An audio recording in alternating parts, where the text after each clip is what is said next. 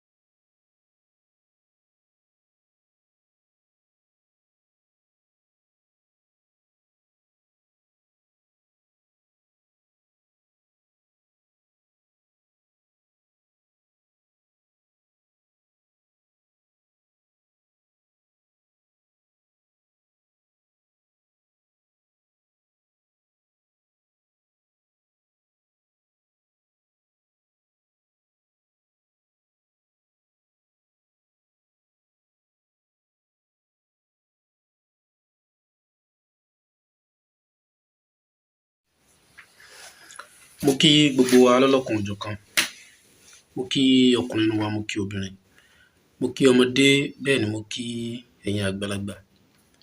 Ní gbogbo ibikíbi àyíká yìí tí ẹ ti ní àǹfààní, tẹ́ ti ń wò mí, tẹ́ ti ń gbọ́ mi ní èní, ojú yín tẹ́ fi ń wò mí, ojú náà ò ní fọ́, etí tí ẹ fi ń gbọ́ mi, etí náà ò ní di. Èmi náà lọmọ yín, àbúrò yín, olólùfẹ́ yín, Dr. Mutiu Ọlátìbóyè. Ẹ rí,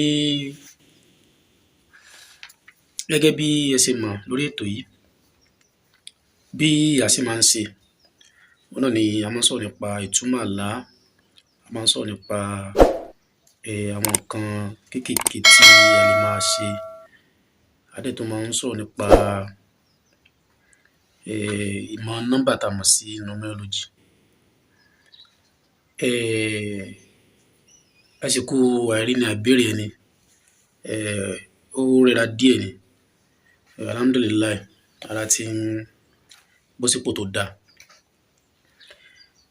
Ẹ rí, ẹ má gbàgbé láti subscribe sórí ètò yìí, kí lè kó mọ fún wa ní àǹfààní lórí àwọn nǹkan tí a ti ṣe àti èyí tí a ti ṣe. Torí pé èyí tí a ti ṣe pọ̀ ju èyí tí a ti ṣe lọ. Ẹ wá rí, ní ọjọ́ òní, kí ni mo mú wá fún wa ní òní? Òun náà ni ètò àdúrà pàtàkì kan tí a lè ṣe láti fi overcome gbogbo any spiritual attack tí kò bá lè máa affect èèyàn nínú ìgbésí ayé èèyàn.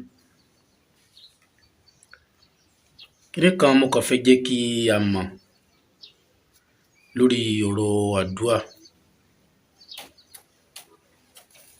Nǹkan tí mo fẹ́ kí àwọn èèyàn ká mọ̀ ni pé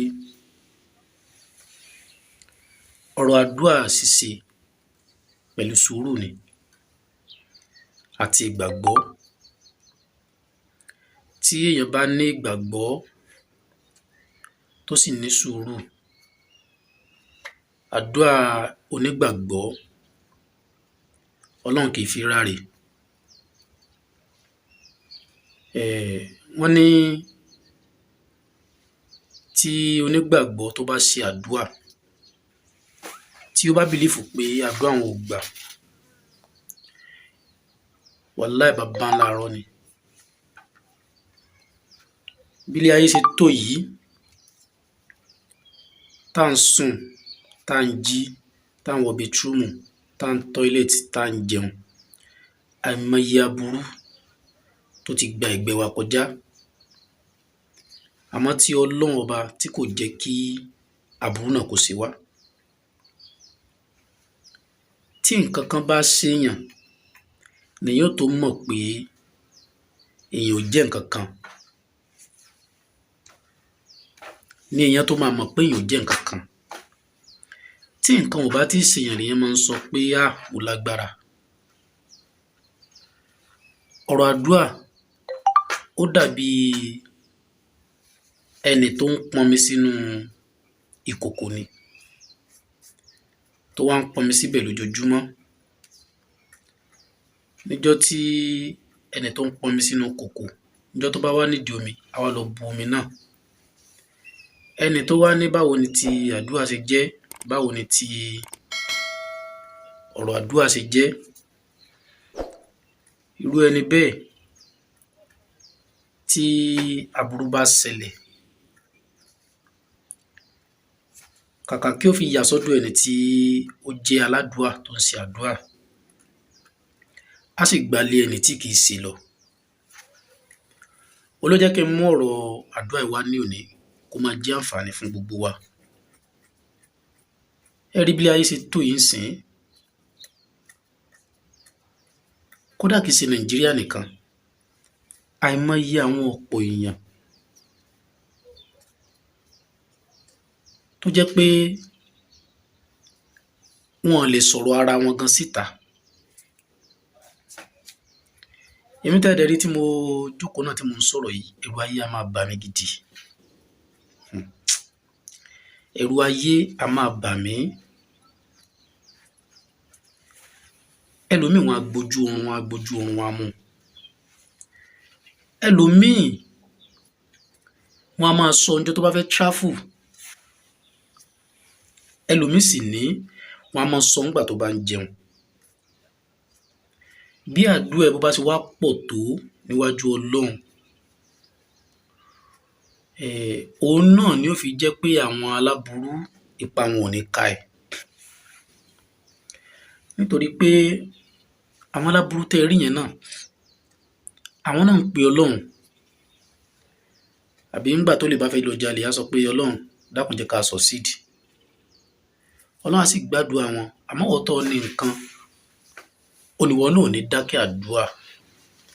Tádúrà táwọn olè bá pọ̀ níwájú Ọlọ́run ju tiẹ̀ lọ, kò sí àní-àní, Ọlọ́run ó gbàdúrà wọn lé ẹ lórí. Nǹkan burúkú ò ní ṣe wá tọmọtọmọ, tayátayá, tẹbítẹbí, tarátará.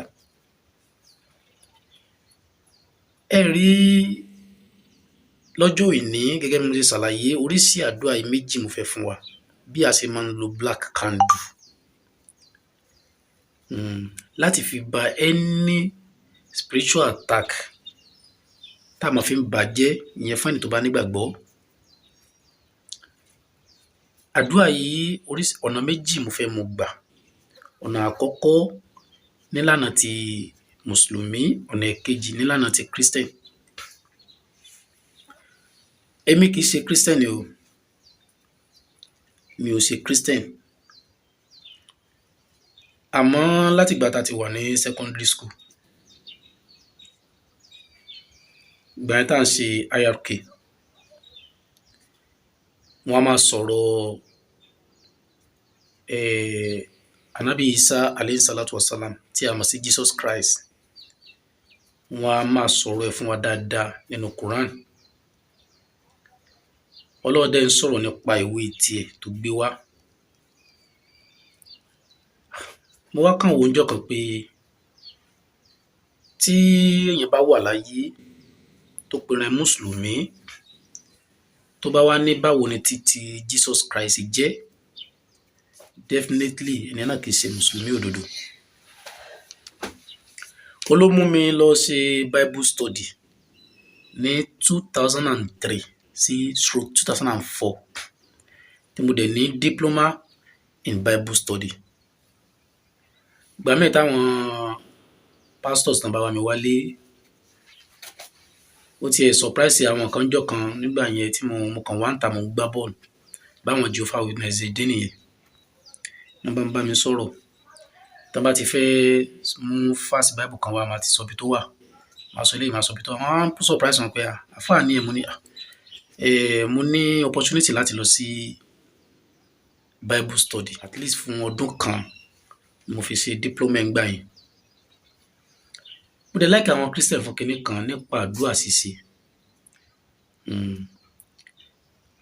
Bóyá àmọ́ ibi tó wọ́n ti ń wá pé nípa kí wọ́n ṣe àdúrà. Bẹ́ẹ̀ ni,